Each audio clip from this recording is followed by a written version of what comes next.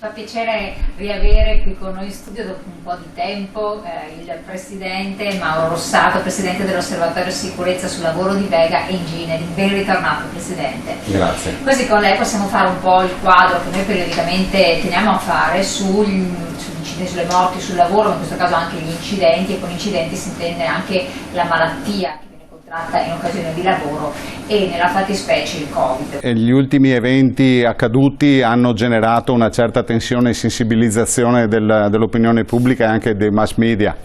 La situazione in realtà è da svariati anni che non cambia, gli infortuni non stanno diminuendo in ambito lavorativo e quest'anno ovviamente, anzi negli ultimi 16 mesi, abbiamo avuto un'escalation dovuto sostanzialmente agli infortuni Covid cosiddetti, ossia da persone che nell'ambito lavorativo hanno contratto il virus. Questo naturalmente ha peggiorato i dati degli infortuni e dobbiamo però tenerli in considerazione proprio per adottare le misure più idonee. Certo che gli ultimi eventi hanno scosso parecchio, soprattutto per la giovane età delle vittime o per il tipo di attività che stavano svolgendo. Le problematiche rimangono sostanzialmente quelle. In questo periodo notiamo anche che c'è una ripresa dell'attività lavorativa a ritmi frenetici. La crisi del Covid non ha aiutato, di conseguenza chi riprende l'attività riprende un'attività con dei ritmi molto elevati e questo naturalmente va contro alla sicurezza e alla tutela delle persone se non si pone la necessaria attenzione. Parlando del Covid Manager, che è un ruolo che in questi giorni è alla ribalta, quantomeno se ne parla molto. Sembra quasi una nuova professione, no? È una nuova professione, in realtà è, a mio modo di vedere, una figura, o quantomeno una figura che va individuata all'interno dell'azienda tra lo stesso personale che attualmente lavora in un'attività.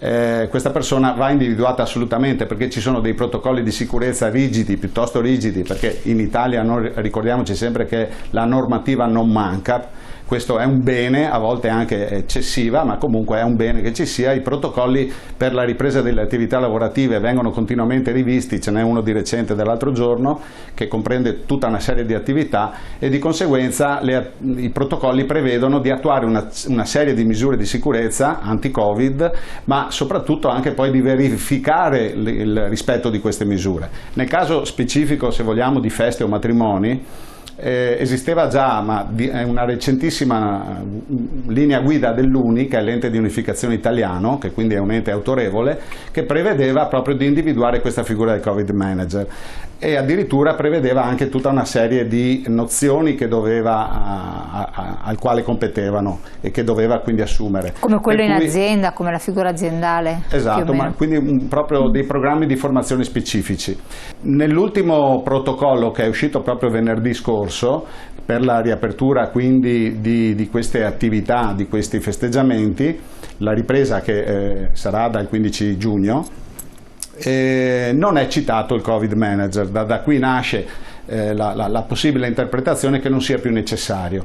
In realtà ci deve essere sempre all'interno di un'attività e soprattutto all'interno di un evento qualcuno che verifichi ad esempio se vengono rispettate le normative, ossia chi è invitato deve quindi avere il cosiddetto passaporto, chiamiamolo come vogliamo, comunque verificare che sia stato vaccinato oppure che sia stato fatto un tampone recente e quindi le persone invitate devono avere devono osservare certe indicazioni ben precise. Ma poi durante una festa si sa che si tende anche ad abbassare la guardia e questo non è possibile, altrimenti il contagio potrebbe riprendere. Però adesso appunto le organizzazioni di eventi, di matrimonio, chi vuole celebrare dei festeggiamenti si chiede: ma allora, necessario o non è necessario? Allora, il problema del controllo, della verifica dell'adempimento delle norme di legge o delle indicazioni comunque tecniche è un problema annoso per l'Italia. Ci si chiede sempre perché non si riducono gli infortuni sul lavoro, infatti, ne abbiamo parlato in questo caso il contagio, ma una delle cause principali che se ne dica